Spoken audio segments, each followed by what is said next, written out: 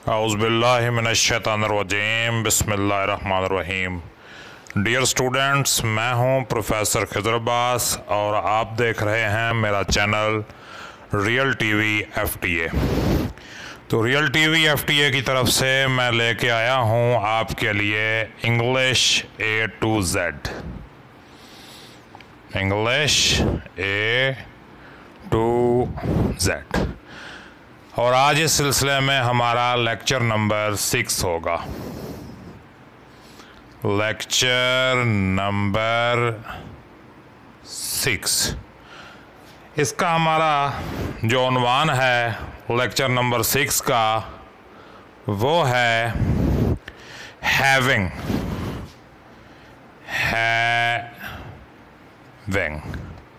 Having क्या है? इसका मतलब है मलकियत होना, किसी भी चीज़ की मलकियत होना। ये 3 तरह की हैविंग हो सकती है, in present, in past, in future.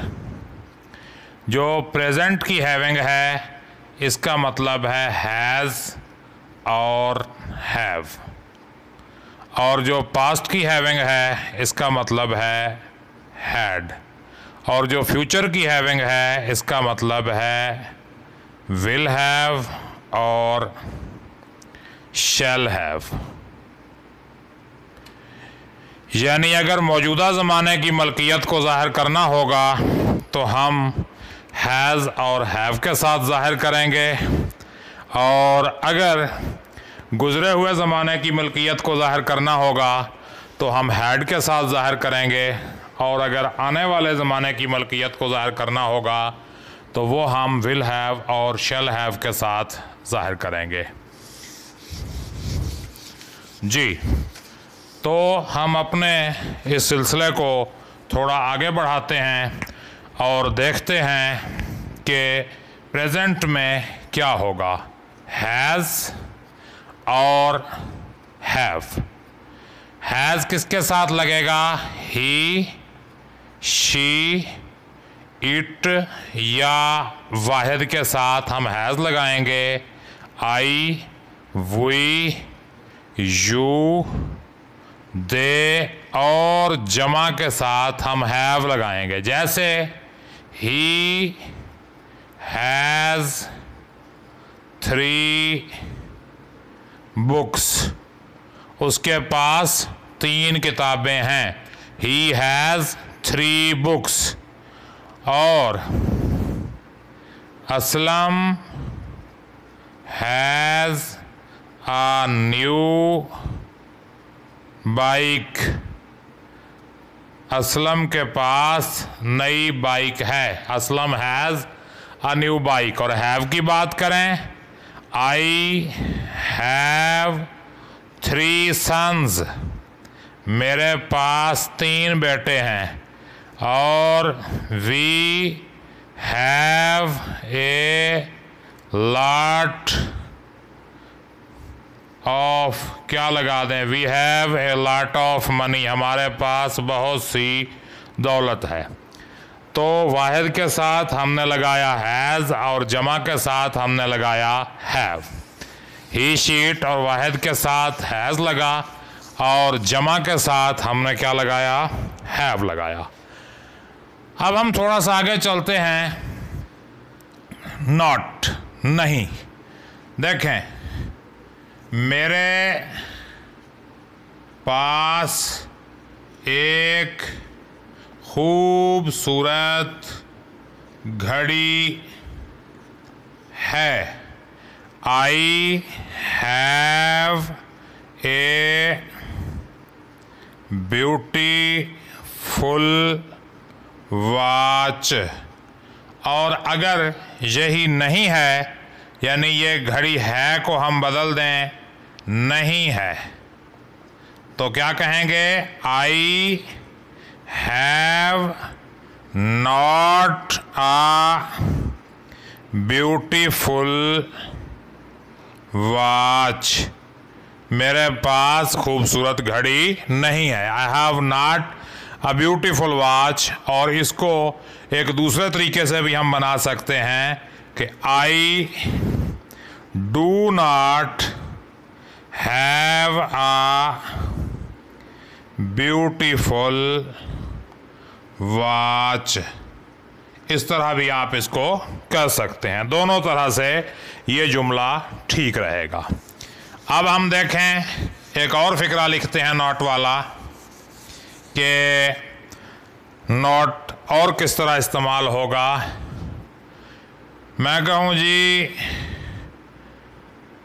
Ayesha के पास एक गुड़िया है, तो इसकी इंग्लिश क्या बनेगी? Ayesha has a doll. Ayesha के पास क्या है? Ayesha has a doll. Ayesha के पास गुड़िया है। और अगर यही हम कर दें कि नहीं है, तो इसकी इंग्लिश क्या बनेगी? Ayesha has not a doll. इस तरह भी कर सकते हैं और इस तरह भी कर सकते हैं कि Ayesha does not have a doll.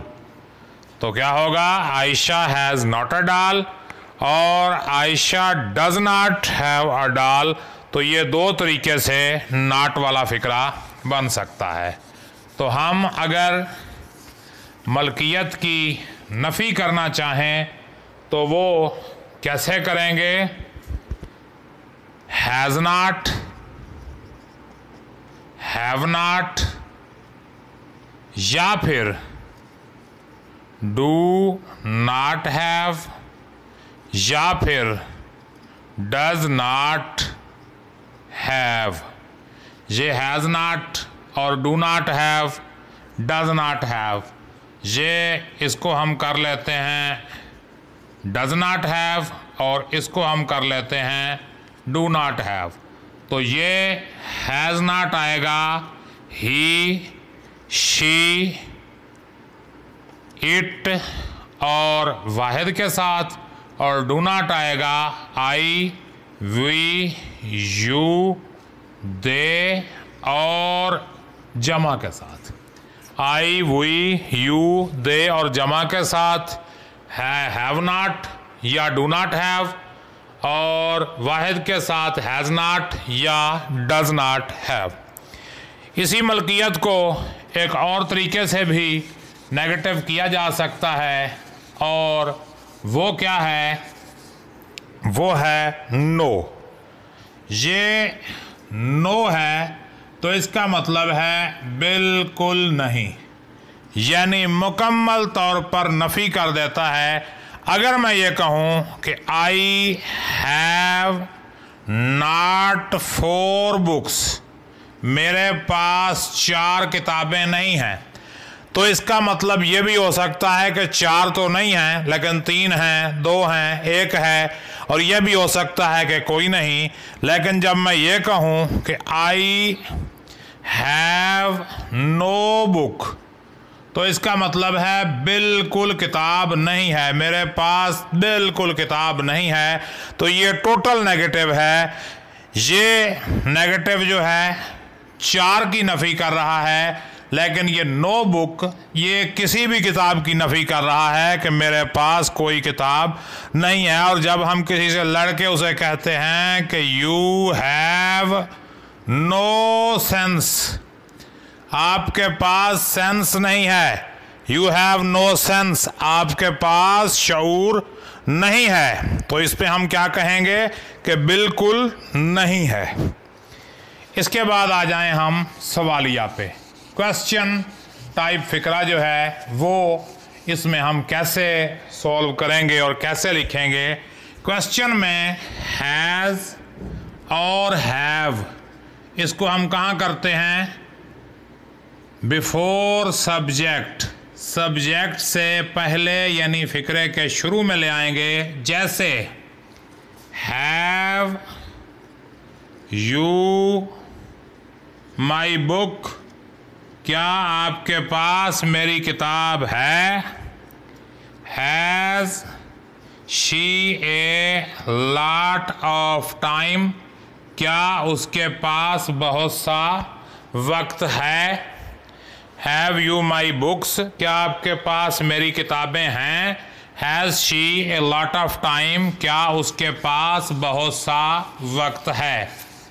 अब इसको देखें, थोड़ा सा आगे चलते हैं, मनफी के साथ सवालिया हो। Have you not a new car, क्या आपके पास नई कार नहीं है।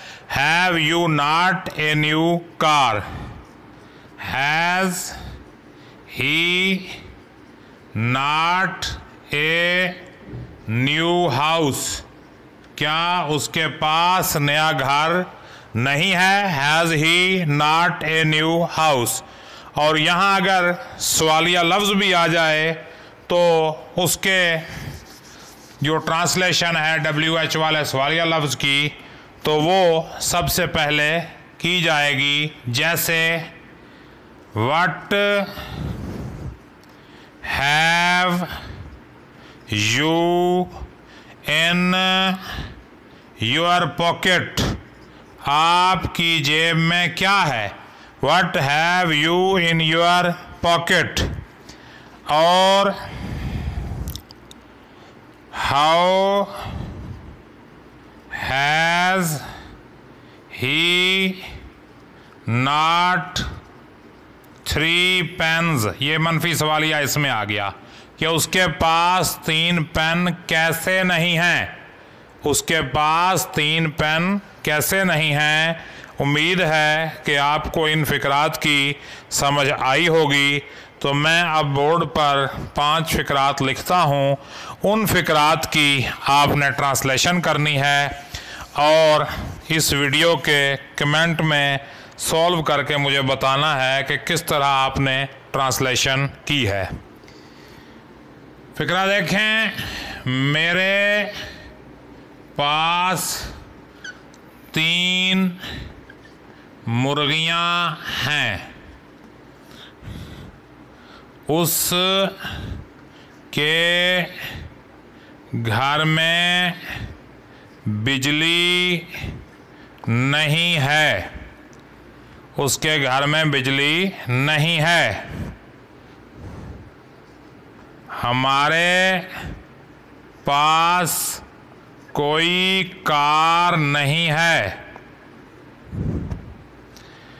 क्या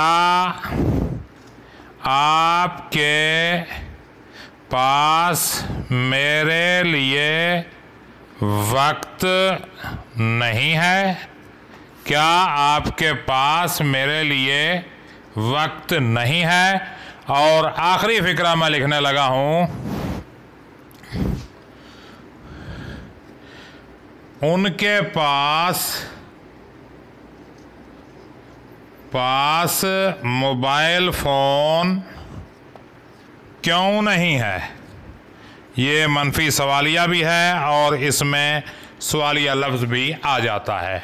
तो ये 5 फ़िक्रात हैं। मेरे पास 3 मुर्गियां हैं, उसके घर में बिजली नहीं है, हमारे पास कोई कार नहीं है, क्या आपके पास मेरे लिए वक्त नहीं है, और उनके पास मोबाइल फ़ोन क्यों नहीं। तो ये फ़िक्रात हैं, इनकी आपने इंग्लिश बना के कमेंट सेक्शन में लिखनी है। तो दोस्तों, उम्मीद है कि आपको ये वीडियो पसंद आई होगी। तो आप मेरे चैनल को सब्सक्राइब करें और इस वीडियो को लाइक करें और दोस्तों के साथ शेयर करें ताकि हमारा ये सिलसिला चलता रहे। Thank you. मैं हूँ आपका उस्ताद खिज़र अब्बास। Take care. अल्लाह हाफिज़।